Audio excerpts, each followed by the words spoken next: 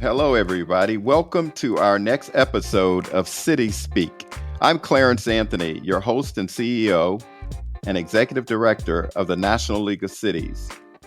As many of our listeners may know, NLC runs a series of boot camps that are part of the local infrastructure hub that we created. It's a national program designed to connect cities and towns and villages with the resources and expert advice they need to access federal infrastructure funding. The hub is supported by Bloomberg Philanthropies, the Balmer Group, the Emerson Collective, the Ford Foundation, and the Kresge Foundation. These free, and I must say free boot camps, and I say that to everybody, and they're like, they can't be free, but they really are free, were specifically created to help small and mid-sized cities put together grant applications as they apply for funds available in the Bipartisan Infrastructure Law and Inflation Reduction Act. Over the last 2 years, the hub has served over 680 cities and is really starting to deliver big results. So far, our boot camps participants have received over $150 million in federal grants to do everything from fixing sewer systems to expanding access to broadband in their communities. Our guest today is really a special guest, and I've met the mayor who's going to talk about his city, of course, but he's also going to talk about the infrastructure hub. He's an incredible local leader who's done great things in this community. One of those things that he's won a big federal grant through this program, which will help repair the infrastructure in his city. You guys, I am so thrilled to be joined by Mayor Abdullah Hammoud of Dearborn, Michigan.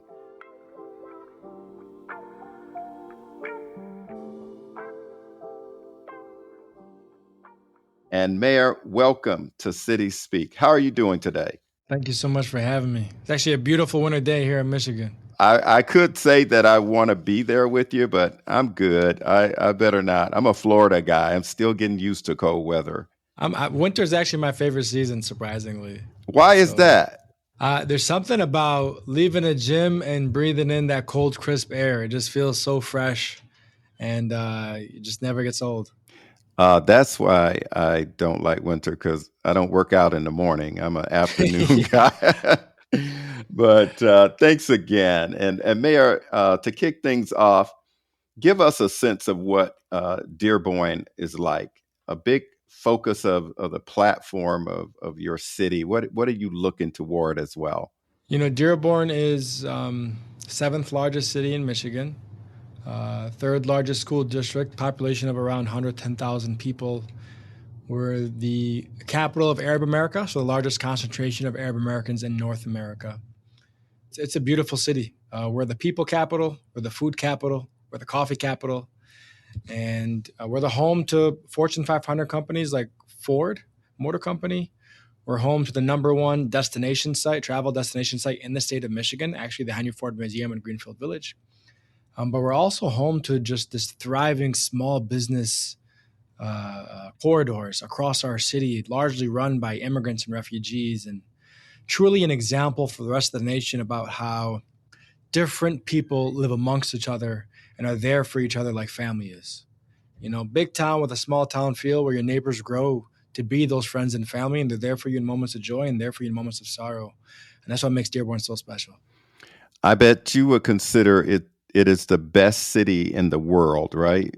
I didn't want to upset any of your other, cities, but we absolutely are the greatest city in the world. And if you've never been to Dearborn, it's hard to really put into words. But once you experience Dearborn, we tend to say you come for the food, you experience the culture, and you stay for the community. Now I got to come back. I've been there years ago, but now that I got a friend who's mayor, I'll make sure I come to visit you, Mayor. Absolutely. A big focus of your term as mayor has been on investing in transformative infrastructure projects, from repairing roads and bridges to develop, climate resilient infrastructure.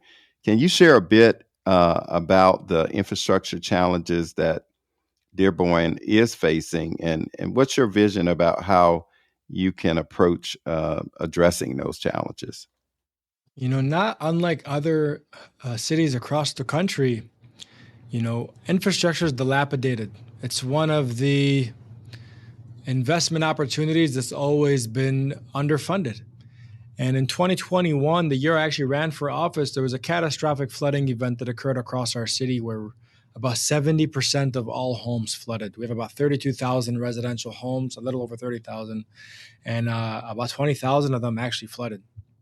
And it was absolutely deflating for so many to have sewage water in your basement 7-8 feet high. And so for us, addressing our stormwater infrastructure, updating our stormwater infrastructure, giving residents the confidence to invest in their homes, to stay in their homes, to understand that their neighborhoods will stay afloat, their residential property values are not going to plummet because we're not addressing these issues. We've made it a focal point. So one of the first things we did coming in, we actually conducted a 2-year third-party assessment of our stormwater infrastructure to understand what went wrong in 21 and to begin to lay out a pathway to a much more climate resilient infrastructure future for the city of Dearborn, which we're actually beginning to roll out. And so to your point, we've been seeking all these grant opportunities because it's a grant-rich environment for municipalities due to the landmark legislation that's been passed at the federal level. And when you got an infrastructure hub like the one NLC runs, it's kind of a catalyst and a booster to make sure that you're a little bit more successful than others. No, we appreciate that. And just listening to you talk about that flood that occurred in your community, I can hear the passion and the desire to help. I mean, did you grow up in Dearborn? I'm born and raised. I'm as Dearborn as it gets. My parents immigrated here. My mother in '74, my father in '84. They met in Dearborn. I'm second eldest of 5 children. My wife, grew up born and raised in Detroit, and she's a Packer fan, and that's a whole other conversation for a different podcast. Dearborn is home. I always say that, my position is nothing more than just a regular Dearborn resident with a little extra responsibility. Yeah. Because to this community, I'm just Abdullah. I'm the son of Hussein and Gada, who everybody knows, and who everybody approaches as their own son, their own grandson, or somebody they grew up with. And really, it's one big family here. When you describe what happened in your city and the impact on the residents, I could hear it in your voice and your heart because I, after college, went back home and became mayor of my hometown. And it was a real commitment and a mission for me to go off to college and come back. And as I recall the storms that we used to have in Florida, the hurricanes, and to watch my family members, my neighbors go through a catastrophic challenge like that, it's hard. It's hard. Yeah, it's extremely hard. I suspended my campaign actually, and we changed our campaign volunteers, and we became kind of like a 311 call center. And so we actually cleared out over 300 homes. I learned how to use sump pumps for the first time in my life, sawzalls that we ended up purchasing, and became best friends with Home Depot. And you build a relationship with people unlike anything before when you really go through catastrophe together, unfortunately.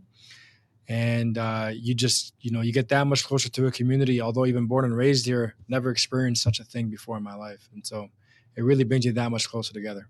Well, I can relate. And first of all, when I moved to DC, I didn't know what a sump pump was in Florida. Yeah. In Florida, we don't even have any kind of basement. So, but as you talk about the challenges that you had with the infrastructure and then the floods and the impact on the residents, you had to think about how are you going to address these challenges. And you look to the federal government and the infrastructure hub, as well as the bipartisan infrastructure dollars. So, what was your experience historically in terms of applying for federal dollars? What challenges did you face as a small city? You have to understand, prior to me coming into office, there was no grant department at the city of Dearborn, first and foremost. The number one grant writer was actually our fire chief. And our fire chief wrote one type of grant, things obviously geared towards the fire department. And so this was not a city that was used to drawing down grant dollars like we have over these last 2 years. And so when we came in, we propped up this department and began to, network, got introduced to NLC, got introduced to one another, joined, obviously went through the Bloomberg Harvard program, learned through those opportunities that were established. First when we were applying for grants in the first year, you're kind of doing it on your own. You're doing it without references. You're doing it without feedback, without commentary about what you should do, what best practices are. And so we were successful, but not as successful as we thought we could be. That's kind of what led up to that moment when we went through the boot camp, and then the big reward we got at the outset, because we actually applied for a grant very similar to the one that we received. And I know we're getting into it, but we actually failed that first round. And then we're successful in the second round. And my grant director actually doubled up on the boot camp. And so she signed up through her own name and then signed up a second time through my name, although I signed up as well. And she was just going to go through every director that she can to sign up as many times as it needed to really nail down the specifics of what it takes to be a successful applicant. Yeah, well, now you're telling people how to get around my system, Mayor. I don't know about that. Forgive me. Yeah. No, but I think a number of cities are doing that because they recognize that just having one person in the boot camp is not enough. I mean, it's an entire city-wide project to be able to pull the finance people together, to see the community development people, the water and sewer department. Everybody has to provide some kind of input to this grant application. And I think what you guys did was to pull together the entire city. Absolutely. I mean, it's all hands are on deck when you're submitting such a large grant proposal, and it really is cross-departmental. In what world do you work in silos anymore? It really can't happen. Even as a network of mayors, what we realize is, yes, these are competitive grants, but we're not competing with one another. And that's the beauty, I think, also of NLC, is that you bring us, basically partners across the country to learn from one another and to actually uplift one another. And that's been a beautiful part about this process as well. Well, I want to congratulate you because Dearborn participated in 4 local infrastructure hub boot camps in total, including one focused on the Safe Streets and Roads for All grant program. And you won and you secured a $24.8 million grant in the end. Man, that is so amazing and powerful. And I can tell you that when I heard about it, I couldn't wait to call you myself and talk to you about it. Tell us about how you guys approached that and what made you put that program together. I'll tell you what was funny was I was in a meeting and I was getting a DC call, and I said, this is probably spam. And so I kicked it to voicemail, and it happened to be Secretary Pete Buttigieg informing me of the award. And to me, that was just, again, it's actually nicer that I didn't answer, because now I have that message saved in voicemail forever. Now, the Safe Streets Grant, we have a road, Warren Avenue. It's actually a county road, but it's the home to the strongest Arab American business corridor in the country. And it's really dilapidated. It's not safe for pedestrians. We've had many pedestrian deaths on this road year in and year out because of speeding and a lack of traffic calming measures. The water infrastructure underground is outdated. Lead lines connected to the businesses. Our LED street infrastructure is outdated. There are no pedestrian walkthroughs. There's no bike lanes. And so there was no greater example for how you can be transformative than looking at Warren Avenue and saying, we can take this 2-mile stretch and we can make it a landmark destination in the city of Dearborn, not only through the lens of making the streets safer for pedestrians, but also just giving it that facade boost that it's always needed, that it hasn't had in 3 decades, and then branding it as such to draw attention to this remarkable investment. And that was the idea coming in when the Safe Streets Grant application was opened up and submitted. And what I would add also is, we understood the power of stories. We actually got that feedback from the Department of Transportation in the first round for the RISE application when we were unsuccessful, saying, never be light on data, add all the research in the world you can, but tell a story. And for us, the unfortunate circumstance was our Congresswoman, her uncle was actually crossing this road one day and was hit by a vehicle and killed, unfortunately. And we elevated the story to demonstrate that, it kind of makes it closer for the federal government, makes it closer to home. Like, this isn't some distant person. This is a Congress official that you work with on a day-to-day basis, that you interact with, that you have conversations with, who lost a loved one here. And we've had several of these. And so we use the power of these stories to talk about how transformational this would be, not only for the whole community, but especially for vulnerable communities. No, that is powerful. And I think as we looked at the examples of others, they talked specifically about data, and they talked about storytelling as an important part, but also, how will this change the community? What job opportunities are available from these grant dollars, and the equity issue, and how do you make sure that everybody in the community participate? I'd like to ask you, what part of the hub program did you or your team find more valuable? It's a tough question to answer, only because honestly, the from A through Z, the whole program is priceless. It really is. And if you haven't experienced a hub, you have to experience it to understand why it's so meaningful. When technical experts are being brought forward, when the relationships are being established, that really makes the whole difference. When you submit a grant application, yes, there's truth. There's one aspect of it. You really want to submit a powerful story, powerful data. You want to have a solid application, well-rounded. Another aspect of this is also you want to make sure you understand who you're connecting with, who you're informing that you submitted the grant, who's talking about these grants in third places, right? To elevate, hey, FYI, we know these several cities applied for these grants, just putting it on your radar. Those touch points are also very valuable to the process from my perspective, right? When you're having these one-on-one convos and saying, don't forget, these 10 cities have gone through this infrastructure hub and they're submitting for the Safe Streets grant. We want to plug this on your radar. That's really, you can't put a value to that, really, because that's something that you either have or you don't have. And so for me, honestly, the whole thing is you have to experience it to understand it. Yeah, and I get that, because what we're trying to do is to make sure that we leave the city team stronger than before they went through the hub.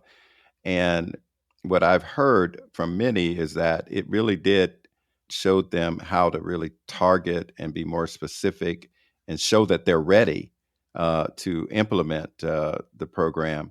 You've built our capacity as a city. Yeah. That's the honest to God truth. And, our grant department was one person. Now it's two. And the second person we hired, Erin, is actually getting ready to go through her first hub soon as well, because that capacity building is extremely important, to your point. And the success that we've had, we've loved nothing more than sharing what we learned when we were unsuccessful and then what we amended on our path to becoming successful. And it gives you confidence. When you land a grant of $25 million for a city of our size, that gives you confidence. I think you said something like a total of $150 million has been secured so far by cities. Yeah. Our $25 million, that's 16% of that pot. I'll do the numbers real quick for you. But it gives you confidence to then, and then I hear NLC saying, hey, don't only go to the well once, come back, apply for a separate application. It gives us the confidence to not say we've done this successfully one time.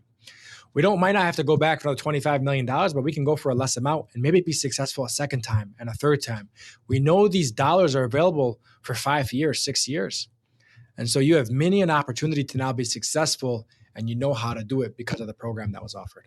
Well, Mayor, the first time the team came in and said that we have helped cities around America achieve, I think it was like $60 million funding of grants. And I was like, that is super. And I said, let me see the list.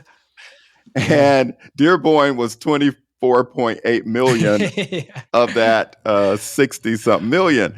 I was like, tell my counsel, please. And I was just so proud that you guys had won that amount of money for your citizens. and you talk about a story, and I'm thinking about a story for the future. You got $24.8 million. Tell us Yeah. about what impact and how it's going to help your community be a better community in the future.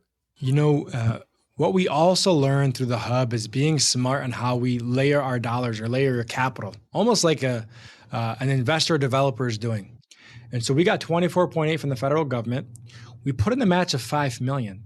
But the $5 million match that we put in, the county is actually putting it up because they were slated to pave this road in 2025 and 2026.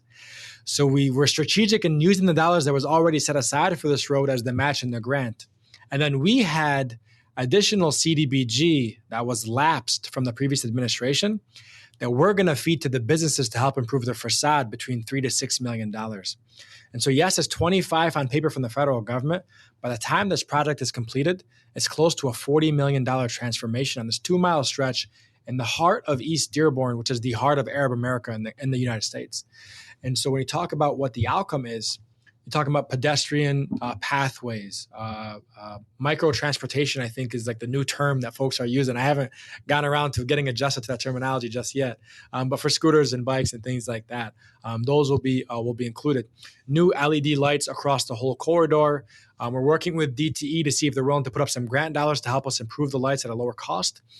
So we can have all the GFI plugins, the ability to celebrate the various holidays. And that also adds to your economic output when you're able to do that. When we complete, we actually want to brand the corridor something along the lines of a Little Arabia or a Big Arabia. And we're actually going to partner with Mayor Mike Duggan because his Warren Avenue on the Detroit side is also a 1 mile stretch of Arab American businesses. And so we're going to have a full 3 mile stretch all fully redone because he just did his stretch last year. And one branded community that'll be the center of Arab American business and trade in the whole country. And you can't really put a value to that. It's going to be notable. People will travel to this place. It'll improve our economic output. We're using the opportunity to dig up the road and also replace all the water infrastructure at the same time. And so that's water infrastructure. Once you replace it, it buys you several decades before you have to dig up that road anytime again. And so it really is for the neighborhood, for the residents, for the business owners, they are ecstatic. There has not been an investment in this side of town. And, I grew up, born and raised in that side of town.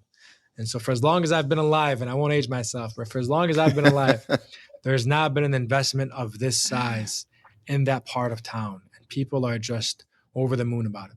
And more so the county is as well. We took a county road and we provided them with $25 million that they would have never otherwise had. It's not a city road that we chose. We chose the road that would have the largest impact. So we tried being team players in this space as well. That's very thoughtful. So I know this question is going to be hard because you may not want to give away your secret sauce of how you guys approached this and were successful. But if you had to speak to other municipal leaders and tell them what you learned from this process, and what do you think is the most important thing for other city leaders to know about this local infrastructure hub, what would you say to them? Be thorough. This is almost like doing your master's or PhD program level thorough, and you're writing your thesis. So when you submit that application, include all the data that you have about the region you're speaking to, because the individual, based on what we learned from the hub, there's going to be an individual who reads your application, who knows nothing about your community. That is where the basis that you're starting. And so you have to paint the picture at the very outset of what your community is about and what this project means to your community. And so that also means bringing faces to that application. Put stories, put names. And our letters of support that we got from various elected officials, government officials, community partners, we also made sure that they included the names of loved ones that might have been, hurt or killed on this road, to elevate those stories and again, put names to it. You can't shy away. It can't just be simply as we understand $1 produces $12 for every dollar invested in economic output.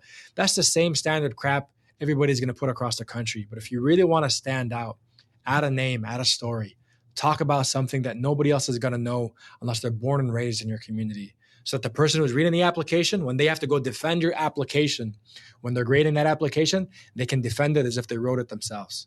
And that's really what sets applications apart. And what's beautiful is Department of Transportation puts the successful applications online, for you to look at and learn from. So you also don't have to start from scratch. You can look to successful applications and try to understand what they did well and what you can learn to be successful as well. So, Mayor, with that question, I'm going to ask you a free question that I just came up with as we were talking. And you're a Detroit Lions fan. Yeah. Yeah, that's enough answer right there. Now, anyway, Absolutely. You're a Detroit Absolutely. Lions fan. Any comparisons, alignment between Dearborn and the Detroit Lions?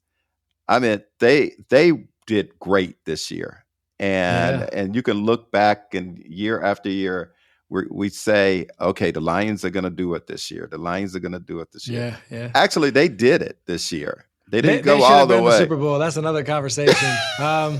Have you recuperated yet over that loss? I'll tell you, here's the funny story. My uncle lives in the Phoenix area, actually. And in the second quarter, I booked a ticket for Super Bowl weekend to fly out to Phoenix. He had a hotel in Vegas, and we're just celebrating. He had 2 tickets geared up for the Super Bowl. And by the fourth quarter, I canceled my flight. So it was a beautiful 16 minutes of just bliss, When Detroit is successful, the whole region is successful. Yeah.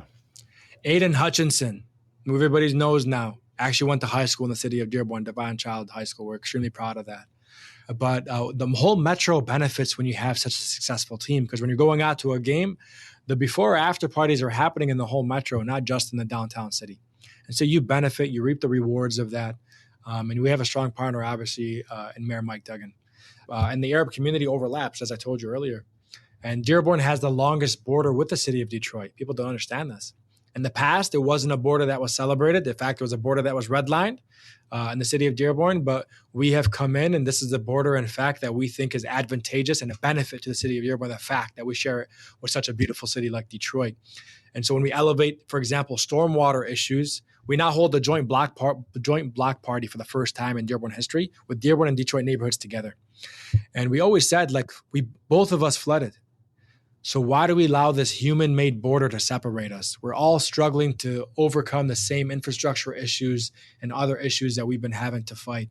And so let's come together, bridge the divide, and celebrate the communities that make us so special.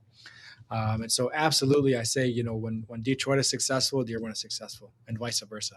And that's a great way to talk about partnership and regional governance and regional partnerships. And Mayor, I got to tell you this. Talking to you helps me to recognize that the work that we do at NLC really does make a difference, and that I may be in Washington, D.C., and I don't get a chance to drive down Warren Avenue or Warren Street, but you've painted a picture for me to be able to see that the work that we do, and we advocated for these funds to go directly to cities, that we're lucky that we have leaders like you that can use those dollars to transform the lives of their residents. It's special to talk to you because I know that's your home, and you can tell it, man. Can't wait to have you for the groundbreaking and the ribbon cutting. I will be there. Yeah, I think what also just came to my mind is the city of Dearborn was not an NLC member before I came in. No, it wasn't. And so, I just want to also add that, the membership with NLC is well worth the price of admission. We've reaped, I don't know what multiple it is. I mean, the membership is not expensive, but it's been more than just this grant that we've been successful with NLC. We've been a part of several fellowships now with NLC, and the reward has been, you can't really just monetize that, but it's been phenomenal. Well, City Speak listeners, you have been blessed to be able to hear great stories from the mayor of Dearborn, Michigan, Mayor Abdullah Hammoud, and a good friend of mine, and somebody I can say I'm so proud that he's in my life. So thank you all, and thank you, Mayor, for being here. Absolutely. Thank you so much. Godspeed. If you ain't with NLC, you're missing out. If you haven't done a hub, you're missing a lot of dollars. Get on it. Facts. That's my daughter. My daughter taught me that, Mayor. Yeah, fact.